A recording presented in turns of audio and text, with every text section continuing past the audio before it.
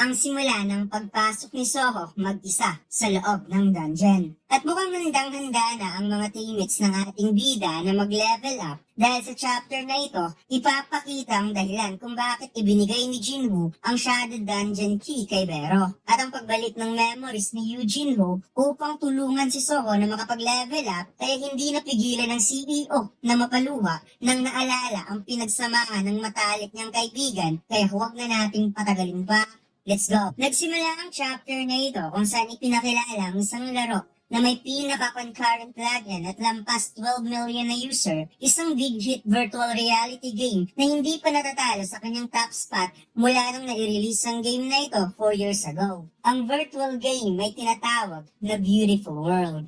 Walang sino man ang umaasa na ang pinakamalaking game industry ay malikha ng isang game company na binubuo ng immature na bunsong anak ng isang particular big-time company at ang company na ito ay ang Agent Guild Software. Pagkatapos, lumipat ang eksena kung saan tinatanong ang ating bida kung siya ba si Song Soho. Nakakapasok pa lang sa building Agent Software Company. Sinabi ng employee na hinihintay niya talaga si Soho dahil bilin ng kanilang president na mayroong importanteng guest na darating. Kaya sinabi ng employee na sumunod si Soho sa kanya. Naisip ng ating bida na ito ang unang pagkakataon na makapasok siya sa company ng kanyang uncle. Subalit, nagtataka siya kung bakit napakaraming awakener na nandito. Sinabi ng employee na siguro may napansin si Soho na may kakaiba sa loob ng kanilang kumpanya, na maraming mga awakeners na nandito. Ipinaliwanag niya na hindi lahat ay gustong magbuwis ng buhay at pumunta sa loob ng dungeon dahil lang sa sila ay awakener. As long as na binabayaran sila dito ng sapat na sahod, pwedeng magtrabaho ang mga awakener sa kanilang company bilang isang guards.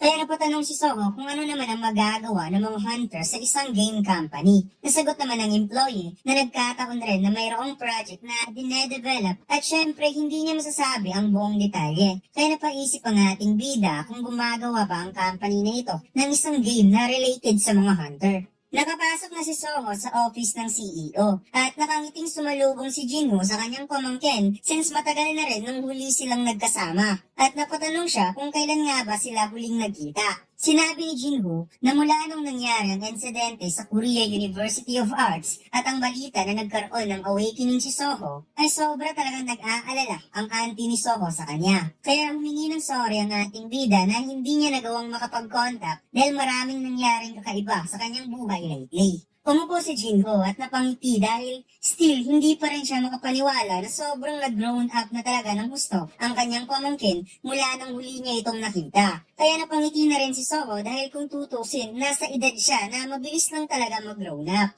Kaagad kinuha ni Soho ang kanyang tab upang hindi na magpaligoy-ligoy sa bagay na ipinunta niya dito at sinabing mayroon siyang ipapakita. Kaya sinabi ni Jinho na hindi ata na malaya ni Soho na nag-change topic na kagad ito kahit matagal na silang hindi nagkita. Na-realize ni Jinho na isang business proposal ang ipinakita sa kanya ni Soho. Kaya pala nagtataka siya kung bakit bigla-bigla na lang gustong makipag-meet sa kanya ng kanyang pamangkin. Subalit kung iisipin, ito ay naparito para sa isang business proposal. Kaya na-realize niya na nag-mature na talaga ng sobra ang kanyang pamangkin. Nasagot naman ni Soho na nagdala siya ng business proposal na hinding-hindi matatanggihan ng kanyang uncle. Kaya sinabi ni Jinho na ito pala yung gusto mo. Gusto mong makakuha ng sapat na suporta galing sa akin para makapasok sa gate. At mukhang okay naman ang mukha ni Jinho at walang problema sa proposal na ito. Sinabi ni Soho na kung bibilhin ng kanyang uncle ang isang gate at lalagyan ito ng raid member na kailangan para makapasok sa gate entrance, then ibibigay niya sa Agent Guild Software ang lahat ng Essence Stone na kanyang makukuha dahil madali lang para sa kanya ang pag-clear ng isang D or C rank dungeon. Kaya biglang nag-iba ang mood ni Jinho at sinabing, ikaw lang mag-isa?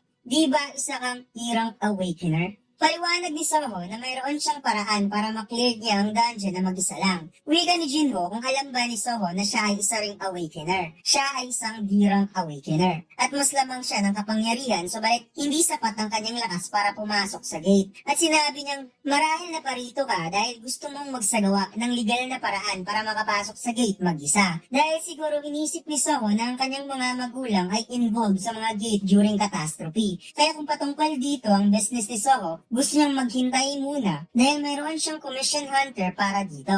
Kaya inisip ng ating bida na inaasahan niya talaga na mangyayari ang bagay na ito.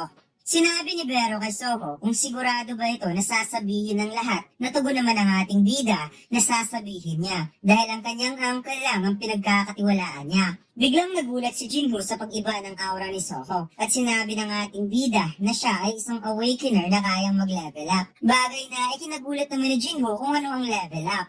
Sinabi ni Soho na sa ngayon ay mayroong invader na galing sa outer space na kasalukuyan ngayong nagtatago sa Earth. At upang mapigilan ang invader, kailangan niyang pumatay ng magic beast para makapag-level up. Kailangan niyang pumasok sa dungeon upang maging malakas. At nang mapigilan ang invasion sa hinaharap from outer space. Subalit, biglang sinabi ni Jinho na wikang, ano yung sinabi mo?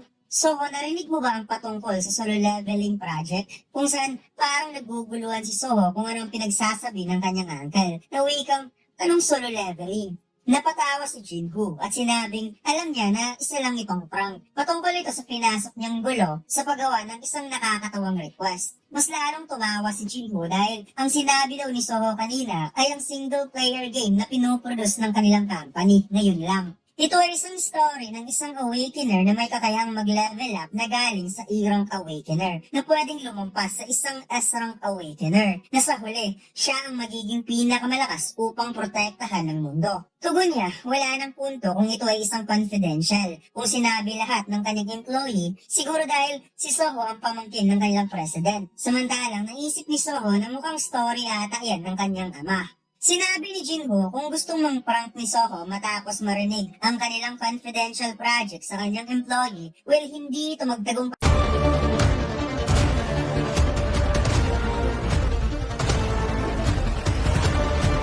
Subukan niyo maglaro ng Run Online Studio 4 Episode 7. Ang download link ay nasa ibaba. Maraming salamat, mga Lods. Dahil masyado siyang matanda para lokohin. Subalit ang hindi niya alam, si Vero ay nasa tabi niya na pala. At sinabi nitong, niloloko baka mo. Kailangan mo na sigurong maalala ang memories sa nakaraang mundo, kung saan casual lang na tumingin si Jinho kay Vero at bigla siyang napasigaw dahil bakit mayroong unface sa tabi niya. Nagpaalam si Vero kay Soho na gusto niya mag-step in sa kanilang usapan na ikinagulat naman ni Soho kung kailan lang lumabas si Vero. Sinabi ni Vero na sa mundo na kinalimutan, si Jinho ang subordinate na palaging nakabuntot sa kanyang king at si Jinho lang ang nag-iisang tao na nasaksihan ang halos lahat ng laban ng Shadow Monarch. Yung mga chilling moment na naka-imprenta sa spirit ni Jinho na ngayon ay ginagawa ng project sa sarili nitong kumpanya. Kinuha ni Vero ang Shadow Dungeon Key at sinabi na ang bagay na ito ang mabilis na magpapaunawa kay Jinho kasi sa libu-libong salita na kanyang sasabihin. At ito pala yung pangalawang dahilan kung bakit ibinigay ni Jinho ang Shadow Dungeon Key kay Vero. Ibinako ni Vero ang key sa dibdib ni Jinho at bigla itong nakakita ng liwanag kung saan para siyang naipasok sa isang walang hanggang liwanag at bigla niyang nakita mga paa na may suot na armor na may daladalang espada. Ito pala ang kanyang sarili sa nakalimutang timeline. At dito na nagsimula na maalala ni Jinho ang lahat na pinagdaanan niya kasama si Jinho na ang kanyang kaibigan mula umpisa. Nung una silang nagkakilala nung isa pang E-rank hunter si Jinho. Iniligtas siya sa isang malaking incident, tinulungan siya na makuha ang kanyang pangarap na magkaroon ng sariling guild, naging magka-partner sa sarili nilang interest, hanggang sa inamin ni Jinho na hindi lang iniligtas ni Jinho ang kanyang buhay, kundi tinulungan pa siya nito na maabot ang kanyang pangarap. Kaya itinuturing niya ito bilang isang tunay na kapatid. Natugon naman ang ating bida na kung yan ang sa tingin ni Jinho na itinuturing siya nito bilang isang kuya, well sa tingin niya, si Jinho ang kanyang younger brother. Tumagas ang luha ni Jinho nang naalala ang lahat sa nakaraang mundo at na-realize na sa kasong ito, dapat niyang muling makita si Jinho. Napatanong si Soho kung ano ang ginawa ni Vero sa kanyang uncle. Nasagot naman ito na hindi ito dapat mag-aalala dahil ibinalik niya ang mga memories nito sa previous world. Sinabi ni Jinho na ngayon ay nauunawaan niya na ang kakayahan ni Jinho na magkaroon ng limitless power ay naipasa niya sa kanyang anak. Nasagot naman ni Soho na parang ganun na nga, ngunit medyo may kakaunting kaibahan. Naging seryoso si Jinwoo habang makikita nating namumula pa rin ang mata nito at sinabing kung iisipin hanggang ngayon pinoprotektahan pa rin ni Jinwoo ang Earth from God of Outer Space na tinatawag na Itaram. At gaya ng inaasahan, nasa ibang level talaga ang kanyang kaibigan. Sagot ni Soho na tama ang kanyang uncle at kailangan niyang maging malakas as soon as possible upang pigilan ang invasion ng Itaram sa Earth. Sinabi ni Jinwoo na sa totoo lang, ang pagdala ng business proposal ni Soho sa kanya ay isang act na hindi talaga nahihiyang humingi ng suporta sa ganitong klaseng sitwasyon at katulad ng kanyang ama, matigas pa rin ang ulo nito. Kaya napatawa na lamang si Soho. Narealize ni Jinwoo na in this current event, hindi niya na ito matalikuran pa at hindi niya natatratuhing bata si Soho kaya tatanggapin niya ang proposal ng kanyang pamangkin kung saan sobrang saya ng ating bida.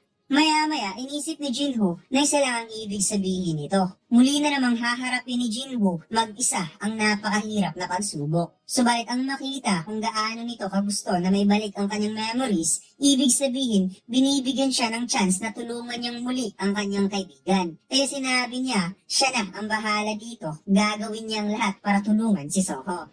Lumipat ang eksena kung saan ginamit ng ating bida ang Shadow Soldier change form para takpan ng kanyang mukha at ipinakita ang mga hunter na mayroong injury na hinired mismo ni Jinwoo para kumpletuhin ang bilang for requirements ng Hunter Association base sa rank ng gate. Gustong kumpirmahin ng isa na sigurado ba talaga ang batang ito na handang magbigay sa kanila ng 4 million won para makuha lang ang head count na hindi sila papasok sa gate. Nasagot naman ang ating bida, yes, tama ka. Subalit napatugon ng matanda kung sigurado ba talaga na gusto nitong pumasok mag-isa. Sinabi niya na hindi niya alam kung gaano ka-confident ang batang ito sa kanyang skills. Subalit gumagawa ito ng walang ingat na hakbang sa pagmamaliit sa gate. Well, kung medyo mahihirapan daw, pwede naman itong magtawag ng tulong anytime dahil kaya pa naman nilang tumulong kahit nasa ganitong sitwasyon. Kaya napangiti na lamang si Soho at nagpapasalamat, tsaka pumasok na kaagad sa gate. Inisip ni Soho ang kanyang ama ay pinapasa ng mga pasanin ng mundo at hanggang ngayon ganun pa rin ang buhay nito. Hindi na nagbabago. Kaya ito ang dahilan kung bakit mas lalo siyang nahuhulog sa mainit nitong intensyon.